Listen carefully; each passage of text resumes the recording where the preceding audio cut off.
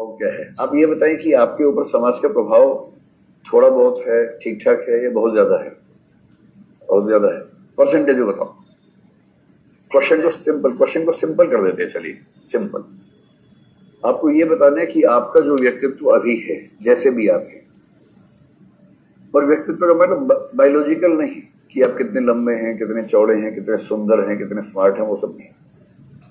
तो फिजिकल या physiological characteristics को दिमाग से निकाल दीजिए। बाकी जो व्यक्तित्व है आपका, आपका सोच, आपका विचार, आपके मूल्य, आपका बात करने का तरीका, आपका दूसरों के बारे में नजरिया बनाने का तरीका, ये सारी चीजें जिसको हम रियल सेंस ऑफ पर्सनैलिटी कहते हैं, न कि केवल फिजियोलॉजिकल चीजों को कहते हैं। उस व्यक्तित्व के निर्माण में अगर मैं पूछूं कि 3 चीजों की भूमिका कितनी कितनी है, पहला आपके समाज की भूमिका कितनी है, दूसरा आपकी अपनी भूमिका कितनी है, और तीसरा आपके जीन्स की या आपके डीएनए की भूमिका कितनी है, तो क्या जवाब होगा आपका? आपका जो व्यक्तित्व है फिजिकल यानी कि फिजियोलॉजिकल कैरेक्टरिस्टिक्स छोड़कर, क्योंकि फिजियोलॉजिकल में तो मैं कह सकता हूं कि शायद 60-80% आपके जीन्स की भूमिका होनी चाहिए, उसको हम छोड़ के बात कर रहे हैं, है ना। कोई बच्चा चश्मा क्यों लगाता है, तो उसमें उसकी गलती नहीं, उसकी डीएनए की गलती है। और चश्मे की समस्या अधिकांश मामलों में जेनेटिक होती है। ये कहने की बात है कि आप टीवी बहुत देखते थे, पढ़ाई बहुत करते थे, इसलिए लग गया चश्मा, ये मन को खुश करने के लिए गालिब ख्याल अच्छा वाला भाव है। मूल रूप से जेनेटिक फीचर्स इसमें ज्यादा काम करते हैं। लेकिन आप जो सोचते हैं, आपका जो नजरिया है, आपकी जो विचारधारा है, आपके जो मूल्य हैं, इनका जेनेटिक से रिलेशन कम ही होगा, है ना। तो बताइए सर, 2 ही बताइए ना, इसमें आपकी भूमिका कितनी है और आपके समाज की भूमिका कितनी है, इतना ही बताइए। तो पहले बताइए समाज की भूमिका कितनी है। 75% समाज की भूमिका है, 25 अपनी है। तो 75% समाज की है, 25 अपनी है। और किसी की राय?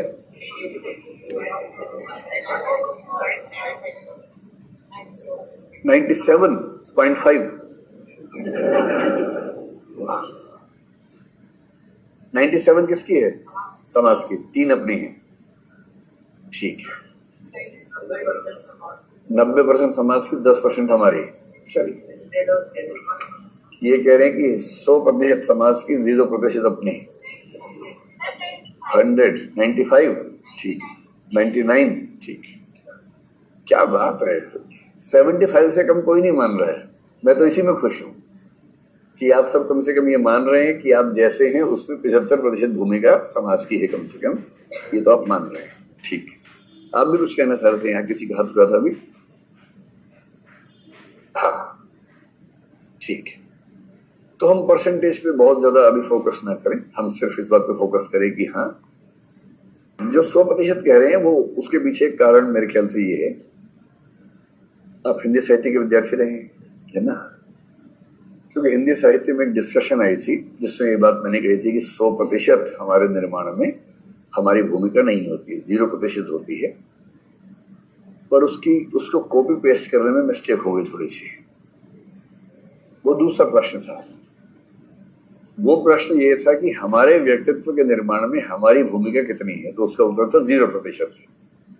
अगर बहुत गहरे स्तर पर जाकर सोचे, उतना गहरे ना जाए तो आप मान लीजिए 5-10, अच्छा लगता है, मन को, दिल खुश रहता है उससे। लेकिन उस प्रश्न में ये नहीं कहा था कि 100% समाज की भूमिका है। ये गलती हो गई। जो बात आपने सुनी थी वो ये कि हमारे व्यक्तित्व के निर्माण में हमारी भूमिका 0% है। लेकिन इसमें यह निहित नहीं है कि हमारे व्यक्तित्व के निर्माण में 100% भूमिका समाज की है। तब मैंने ये कहा था कि हमारा व्यक्तित्व 2 ही फैक्टर से बनता है, समाज और जेनेटिक्स। पर समाज नहीं, पर्यावरण, वातावरण, आसपास का माहौल।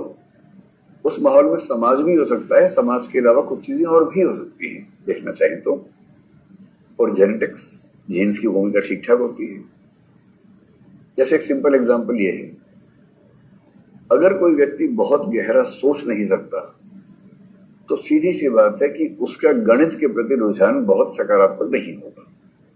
अगर लॉजिक उसके अंदर बहुत ज्यादा नहीं है, आईक्यू बहुत ज्यादा नहीं है, और आईक्यू ज्यादा है या नहीं इसका संबंध मोटे तौर पर जेनेटिक्स से है। आप समझेंगे इस चीज आईक्यू को। तो मेरा आईक्यू कम है, ये मेरे जीन ने तय किया। क्योंकि मेरा आईक्यू कम है, मुझे मैथ समझ नहीं आ रहा। क्योंकि मैथ समझ नहीं आ रहा, मेरी मैथ्स के प्रति नकारात्मक अभिवृत्ति है, नेगेटिव एटीट्यूड है। तो मेरे एटीट्यूड्स के निर्माण में केवल समाज काम कर रहा है या जीन भी काम कर रहे हैं? जीन भी काम कर रहे हैं। मैं बाई बर्थ मान लीजिए क्रिएटिव ज्यादा हूं, जिससे मेरी कोई भूमिका नहीं है, जेनेटिक्स की भूमिका है। क्योंकि मैं क्रिएटिव ज्यादा हूं, इसलिए मेरी कलाओं के प्रति अभिरुचि भी ज्यादा है, अभिवृत्ति भी बेहतर है, सकारात्मक है।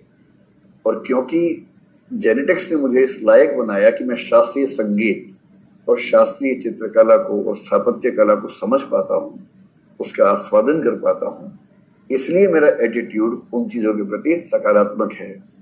इसलिए ये तो नहीं कह सकते कि हमारे अभिवृत्तियों के निर्माण में या व्यक्तित्व में 100% भूमिका समाज की है, ऐसा नहीं। जेनेटिक्स की भी है, ठीक ठाक भूमिका है, लेकिन ये बात सही है कि हमारे व्यक्तित्व के निर्माण में समाज की भूमिका बहुत ज्यादा है। परसेंटेज में कहना मुश्किल है, पर हाँ मेरे ख्याल से 70-80% से कम नहीं होना चाहिए, उसके आसपास कहीं होगा। ये सारी सामाजिक चीजें जो हम पर असर डालती हैं, उनको एक साथ जोड़ देंगे तो बोलेंगे सामाजिक प्रभाव। और हम पर इतना सामाजिक प्रभाव है, हम लोग अमूमन सोचते भी वो हैं जो हमारा समाज हमें सोचने के लिए कहता है। मैं एक एग्जांपल कई बार बच्चों को देता हूँ क्लास में, तो आपने कभी सुना भी होगा। हमारे सपने भी हमारे सपने नहीं होते हैं। हमारे सपने, हमारे ड्रीम, हमारा मोटिवेशन, हमारे लक्ष्य भी वो हैं जो हमारे समाज ने हम पे थोपे हुए हैं। और ये बात मैंने इतनी बार ट्राई करके देख ली। हिंदी भाषी समाज के आप सब विद्यार्थी हैं, यदि आप सबकी संख्या का अनुपात निकालें और उन राज्यों की जनसंख्या के अनुपात से मैच करें, तो भी आप पाएंगे कुछ राज्यों का अनुपात ज्यादा मिलेगा, कुछ का अनुपात कम मिलेगा। दिल्ली में हिंदी बोली जाती है, इंग्लिश भी बोली जाती है। दिल्ली के बच्चे यूपीएससी की तैयारी करने में आपको काफी कम नजर आएंगे। इन बिहार या उत्तर प्रदेश, राजस्थान आजकल यहाँ संख्या बहुत ज्यादा है। गुजरात के लोग कम मिलेंगे, और गोवा के लोग तो एक आध कोई मिल जाए, वरना कोई नहीं मिलेगा यहाँ पर। वो सी बीच में मौज करेगा। क्यों ये सब करेगा 3-4 साल? हम किस समाज में रहते हैं, हमारा समाज का माहौल तय करता है कि आपको अपने जीवन में सपना क्या देखना है। और एक समय के बाद हमें ये समझ ही नहीं आता कि सपना मेरा है या मेरे समाज ने मेरे ऊपर थोप दिया है। बहुत इंटरेस्टिंग बात है। अगर कोई आपसे पूछे आप जीवन में क्या करना चाहते हैं, आप कहें मैं आईएएस बनना चाहती हूँ, हो सकता है आप ना चाह रही हूँ, आपके समाज ने आपको ऐसा बना दिया है कि आप समझ भी नहीं पा रहे कि समाज चाह रहा है, आप नहीं चाह रहे हैं। क्योंकि एक समय के बाद सोशल इन्फ्लुएंस इतना गहरा होता है कि हमारा जो सेल्फ का परसेप्शन है, सेल्फ परसेप्शन क्या है? किसी व्यक्ति की अपने बारे में जो धारणा है उसको बोलते हैं सेल्फ परसेप्शन। मैं अपने बारे में क्या सोचता हूं, ये सेल्फ परसेप्शन है। हमारा सेल्फ परसेप्शन भी डिफाइन होता है समाज से। एक वाक्य है, बड़ा खतरनाक वाक्य है, साइकोलॉजी में, सोशियोलॉजी में इस्तेमाल होता है। मेरे बहुत प्रिय वाक्यों में से एक वाक्य है। एक चार्ल्स हटन कूले नाम के आदमी थे, उन्होंने इसका जिक्र किया एक बार। I am not what I think I am, I am not what you think I am, I am what I think you think I am. आपको लगा क्या खेल चल रहा है सब? इसका हिंदी अनुवाद यह है कि मैं वह नहीं हूं जो मैं सोचता हूं, मैं वह भी नहीं हूं जो आप सोचते हैं, मैं वह हूं जो मैं सोचता हूं कि आप सोचते हैं कि मैं हूं। अच्छा लगा? इरशाद, इरशाद। क्योंकि कई लोग शेर शायरी समझते तो बोलते हैं इरशाद इरशाद इरशाद। इसका मतलब समझ नहीं है, लेकिन अच्छा था। इरशाद का मतलब तारीफ, प्रशंसा सूचक की वाह वाह क्या बात है, इस सेंस में कहते हैं। तो मैं वह नहीं हूं जो मैं सोचता हूं कि मैं हूं, मैं वह भी नहीं हूं जो आप सोचते हैं कि मैं हूं, मैं वह हूं जो मैं सोचता हूं कि आप सोचते हैं कि मैं हूं। इसका मतलब मैं अपने बारे में कुछ भी सोच लूं, मेरा सेल्फ परसेप्शन वो नहीं। आप मेरे बारे में क्या सोचते हैं वो भी मेरा सेल्फ परसेप्शन नहीं, क्योंकि मुझे क्या पता आप क्या सोच रहे हैं मेरे बारे में। मैं वह हूं जो मैं सोचता हूं कि आप सोचते हैं कि मैं हूं। आप मेरे बारे में क्या सोच रहे हैं मैं अनुमान कर रहा हूं। ये अनुमान ठीक भी हो सकता है, गलत भी हो सकता है। जो मुझे लग रहा है कि आप मेरे बारे में सोच रहे हैं, धीरे धीरे मेरी अपने बारे में वही राय बन जाती है जो मुझे लगता है कि बाकी लोग मेरे बारे में सोचते हैं। और इसलिए सोशल साइकोलॉजी मानती है कि सेल्फ परसेप्शन सेल्फ से नहीं बनता है। मेरी आत्म छवि इस बात से तय होती है कि मुझे क्या लगता है कि आप मेरे बारे में क्या सोचते हैं। तो इसलिए मेरे सपने भी मैं तय नहीं करता हूं। सोशल इन्फ्लुएंस हमारी पर्सनैलिटी को इतने गहरे स्तर पर इम्पैक्ट करता है और इसलिए सिविल सेवाओं में इसका बहुत फायदा उठाने का प्रयास किया जाता है।